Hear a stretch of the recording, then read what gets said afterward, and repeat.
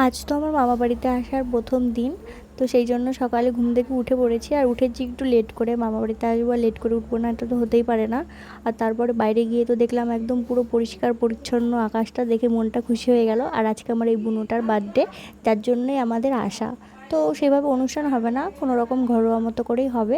তো আমাদের অনেক দিন আসা হচ্ছিল না, জন্য আসতে বলেছিল। তারপরে একটু খেয়ে নিলাম পেস্ট্রি, আর তারপরেই করে নিয়েছিলাম স্নান। স্নান টান করে, আর বুনু যেহেতু আছে বার্থডে, তো সেই জন্য বাড়িতে অনেক কিছু রান্নাও হচ্ছিল। আর এখানে আকাশটা এক একবার এক এক রকম হচ্ছিল, দেখতেও খুব ভালো লাগছিল।